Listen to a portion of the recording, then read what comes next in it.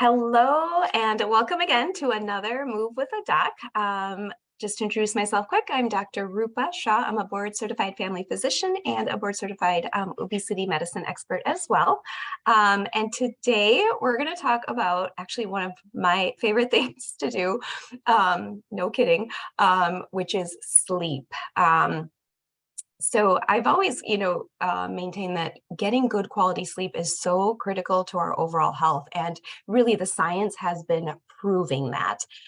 Poor sleep really is more than just feeling tired. We now know that it's been linked to many health conditions, mental health conditions. So it's really, really important that we all get good quality and good quantity of sleep. So I want to start off just talking about the ways that poor sleep can kind of impact different disease processes and things like that. And just at the end, then we'll talk a little bit about how we can improve our sleep to really optimize our overall health and wellness. And at the end, we can always take questions too. So let's start off by, first of all, poor sleep has been linked to poor immune function. So it can really impair our immune function. There was one study done, participants that slept fewer than 5 hours a night, that they were more than 4.5 times more likely to develop a cold compared to folks that slept more than 7 hours. So those who slept 5 to 6 hours were about 4 times more likely to get ill. And this makes sense if you think about it. When you are stressed, when you're working a lot, when you're run down, this is the time that most of us will get sick, right? In my practice, I will see folks, young folks, even in their 30s and 40s, who have developed shingles because they have been overworked or they had a very stressful family circumstance. So it really does make sense that poor sleep can impair our immune function. So something to keep in mind. And I know there was a lot of talk about it during the pandemic as well, that, really focus on good quality sleep because it improves and boosts our immune function so we can ward off different viruses and even different bacteria. Another study I looked at showed, and this was interesting, that participants who had what they call chronic circadian disruption, so folks who don't have a normal sleep-wake cycle, maybe because of the types of jobs that they do, perhaps folks that work night shift, they had disrupted sleep, and it showed that they had a change in their appetite of hunger hormones. And we're going to talk about this in a little bit later because this is something I'm really fascinated by. But the fact that they had changes in these appetite of hunger hormones led to an increase of choosing foods that were unhealthier and of higher caloric intake as well. Another area poor sleep can affect that we may not think about or be cognizant of, but is inflammation, just total body inflammation. Sleep plays a key role in our central nervous system. So in particular, it's very much involved with our stress response system, known as what we call the sympathetic nervous system. So we have the sympathetic and we have the parasympathetic. The sympathetic nervous system, as the flight or fight response, also known as the hypothalamic pituitary adrenal axis, the HPA axis, sometimes we'll refer to it as. But sleep loss, sleep deprivation is known to activate inflammatory signaling pathways and lead to higher levels of those undesirable markers of inflammation, interleukin-6, C-reactive protein. So these are all things that we don't want floating around in our system. Because we know chronic inflammation over time, as we've talked about before, leads to chronic conditions such as obesity, heart disease, certain types of cancer, also now being linked to Alzheimer's disease, depression, and of course, type 2 diabetes. So lots of things, when we talk about overall health and wellness, we always talk about inflammation. Well, sleep is a critical component of that to decrease total body inflammation. We know that sleep can also reduce our ability to regulate our emotions, interact socially. When we're tired, as we've all probably realized, it's a lot harder to control our emotions. We may have some more anger outbursts, irritability, and people that are chronically sleep deprived are more likely to then withdraw from social events, experience more loneliness, which can then, of course, kind of be exacerbating their anxiety and their depression. So a very circular sort of thing that can occur. Again, depression and other mental health conditions are strongly linked to poor sleep quality and other sleeping disorders as well. There was a study in 2,672 participants that found that folks with anxiety and depression were more likely than others to report poor sleep scores than folks that didn't have anxiety and depression. So you may have experienced that yourself. In the winter, I always notice too, when I'm more sleep deprived, I'm just not myself. I'm more irritable. I have a shorter fuse. And so that, is kind of true for many people. In other studies, people with sleeping disorders like insomnia or obstructive sleep apnea also reported higher rates of depression than those without. And we'll talk a little bit about sleep apnea. I'll mention that again later on too. Another area sleep deprivation is associated with is a higher risk, I mentioned before, of developing obesity, heart disease, and metabolic syndrome. And we talk a lot about what metabolic syndrome is, but it's a lot of different risk factors then that lead to other chronic diseases, thinking of things like diabetes, heart disease, things like that. So short sleep is associated with, as you may have guessed, a greater risk of developing type 2 diabetes and insulin resistance. That's always the key to type 2 diabetes, is you begin developing over the years an insulin resistance. Again, this is where your body cannot use the amount of insulin you have. You have a lot of it. We're talking about type 2 diabetes. You have a lot of insulin. Your body cannot properly use it. So there's a lot of glucose circulating in the body, but your cells can't take it up properly. And then the glucose accumulates in your liver. You get increased lipogenesis. This can lead to fatty liver. And again, it's kind of tying back in with metabolic syndrome. So everything is interconnected. There was a study done, there was an analysis done of 36 studies, which they looked at about 1 million participants, that found that very short sleep, which they kind of defined as fewer than 5 hours per night, and then they also looked at fewer than 6 hours, increased the risk of developing type 2 diabetes by about 48%. And then those who slept fewer than 6 hours, about 18%. So again, there is a huge risk with not sleeping well. It's, again, more than just feeling tired and fatigued. It's also thought that sleep deprivation can cause physiologic changes, like decreased insulin sensitivity, increased inflammation, we just mentioned that, and then those hunger hormone changes. And that's really a lot of what the science and research is looking at now. But also, of course, it leads to behavioral changes.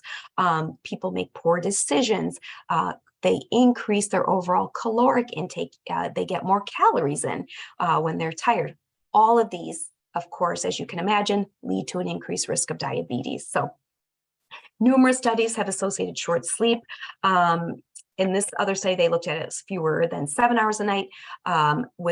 They saw that there was a greater risk of weight gain and a higher body mass index associated with short sleep. Another study that was done in 2020, again, it was an analysis that adults who slept fewer than 7 hours had a 41% risk of developing obesity. Again, the effect of sleep on weight gain, of course, I am fascinated by this, but it's really believed to be affected by numerous factors, including the hunger hormones and motivation to exercise. So one of the big things, as I was doing my obesity medicine course, we talked a lot about, was that sleep deprivation can change the neurohormonal milieu in the brain. So remember, a lot of these hunger hormones, it's all occurring in the hypothalamus. So what they found is that there was increased levels of ghrelin, and there was decreased levels of leptin. Ghrelin, if you recall from some of our previous talks, is a hunger hormone. It's the hunger hormone, actually. It's the one that makes us feel hungry and we start foraging for food. Leptin, on the other hand, is actually secreted by adipose, the fat tissue, the fat we have on board, and it's supposed to send a signal to our brain via leptin that tells us we are full. We don't need any more calories. We have enough energy on board. But again, sleep deprivation causes an alteration in these hormones. It makes us feel hungrier and it makes us overeat. So if you're trying to maintain your weight, then it definitely follows that it's really critical you get good quality sleep and a good amount of sleep to really balance those ghrelin levels, your leptin levels. So a lot of times people ask, or there's a lot of buzz around balancing your hormones. Which supplement should I take to balance your hormones? And I'm always blown away because I'm really a proponent, not so much of supplements, but we can do these simple things like sleep better, right? That's how you balance your hormones. So next time someone talks about balancing hormones, really think about what that means, and then really simple things that we can do. So going back to the hunger hormones, really we found in a lot of studies that sleep-deprived individuals had a bigger appetite. You may have noticed this yourself, then you tend to eat more calories. And not only do you eat more calories, those participants chose more calorically dense and quote unquote unhealthy foods, right? More processed foods. Moreover, to compensate for the lack of energy, sleep deprivation may actually make you crave foods that are higher in sugar and fat, again, due to that higher caloric intake content. And again, when we're fatigued, our hedonic brain, the part of the brain not associated with the hunger hormones, but the part of the brain that is just involved in things that we love and crave, the pleasure seeking. The hedonic brain actually takes over more when we're sleep deprived. And so again, you're going to crave more of those sugary, salty, high fat foods. And so that's not your imagination that when you're tired, you're seeking those things. It's actually a very physiologic response to lack of sleep. Which is both the hedonic brain, the pleasure-seeking part of your brain, but also the neurohormonal hypothalamic part of your brain. So very interesting. To make matters worse, of course, when you're sleep deprived, you're not motivated to hit the gym, you're too tired, you may not go for a walk. And so again, you're more sedentary as well. So again, prioritizing sleep may support healthy body weight. Another huge aspect sleep is involved in is, of course, just overall cognitive and brain function that we've all experienced, I think. Cognition, concentration, productivity, performance, all negatively affected by sleep deprivation. There was a study that actually looked at overworked physicians, just to provide an example of folks who tend to get less sleep during their training. It found that physicians with moderate, high, and very high sleep-related impairment were 54%, 96%, and 97% more likely to report clinically significant medical errors. So make sure your physician is well rested. And of course, if you're having surgery, I always think about that when if I've ever gone in for surgery or minor procedures, like how well rested is this person that will now be, cutting me open. So, but on a similar note, getting enough sleep can improve academic performance in children too, adolescents and young adults as well. So good sleep has been shown to improve problem-solving skills, enhance memory performance, both in children and adults. I get a lot of women, definitely during perimenopause, whose sleep is disturbed for a variety of reasons, a lot of it hormonal, a lot of it due to hot flashes, but basically waning estrogen levels. When we're sleep deprived, again, like we mentioned, all of these things, our memory can be impaired. So a lot of times in perimenopause, women do feel like they're more foggy, they can't concentrate, they're forgetting things. It is all part of that hormonal change that's occurring, but part of that can be impacted by poor sleep. And so I always encourage my patients, make sure you're focusing in on how much sleep you're getting and the quality. So one last area I want to mention is that low sleep quality and duration may also increase your risk of developing heart disease. We sort of touched on this, but there was another analysis of 19 studies that found that sleeping fewer than 7 hours a day result in a 13% increased risk of death from heart disease. Another analysis found that compared with 7 hours of sleep, each 1 hour decrease in sleep was associated with a 6% increase of all-cause mortality and heart disease. So again, if we're trying to prevent heart disease, heart attacks, strokes, again, sleep may play a big role in that. Short sleep does also appear to increase the risk of high blood pressure, especially in those with obstructive sleep apnea. This has been a well-known link for quite some time. It's not, sleep apnea is not just all about, oh, I'm not sleeping well because my partner is snoring and I can't sleep. Truly, that person is then at risk for developing high blood pressure and then heart disease. So really it's important, and that's kind of why I wanted to mention sleep apnea, is that if you or your bed partner is having interrupted sleep during the night with snoring, gasping, waking themselves up, it's really important to get a consult with a sleep medicine provider and get a sleep study, because it can improve your blood pressure and all of those other things that we talked about too. So, so we talked a lot about the various, aspects of how sleep deprivation can affect our health, but what are some simple things that we can do to create better sleep for yourself? And we talked about this in the past, so I'm just going to go briefly through these. But again, creating a nighttime routine that works for you.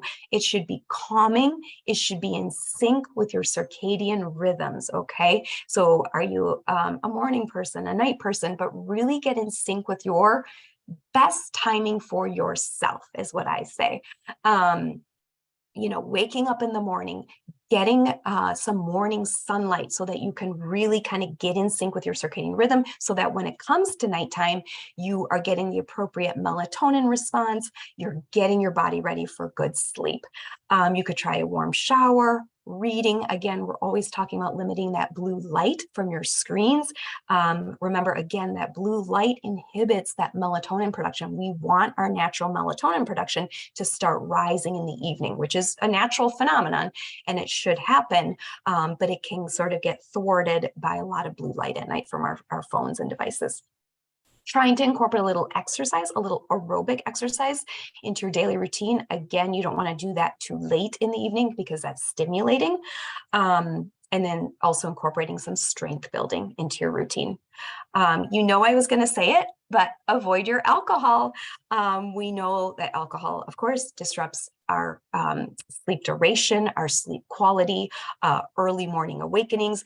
It is a depressant, so you may feel a little drowsy, but that habitual intake of alcohol will, in fact, disrupt your sleep and cause worse sleep for yourself. So if you're struggling with anxiety and that seems to be the source of your poor sleep, numerous awakenings, talk to your physician about treating the anxiety. Sometimes treating that can really dramatically improve your sleep, which then again improves your memory, your concentration, your focus, and the moods. And I already mentioned it, but if you snore heavily, talk to your physician. You need a sleep study. We need to make sure you don't have sleep apnea. I don't want to get too much into it with this talk, but there are, of course, some medical treatment options for folks that have insomnia. So definitely talk to your physician about them. Different ones will be the right ones for your individual case. Keep in mind, I think people don't realize that each medication has its own side effect profile, and some can be can actually cause some weight gain. So there are certain ones, Remeron, Seroquel, Trazodone, they may need to be used in your certain situation, but just knowing that some of those can be weight promoting. And so to really have that discussion with your physician to pick the right sleep aid if you need one, if it comes to that. I am a proponent of sleep aids because, again, I've always felt very strongly that sleep is a huge, it's just a huge important factor in our overall health. So I really try and help my patients get the best quality and quantity of sleep that they can get. So it's not a thing to be fearful of certain sleep aids, but you just need to have that discussion of which is the right one for you. So I hope this was a little bit of a helpful overview. And if you're not sleeping well, talk to your physician. But just, I think we underestimate the power of sleep in our overall health. So as always, feel free to reach out and have a wonderful rest of your day.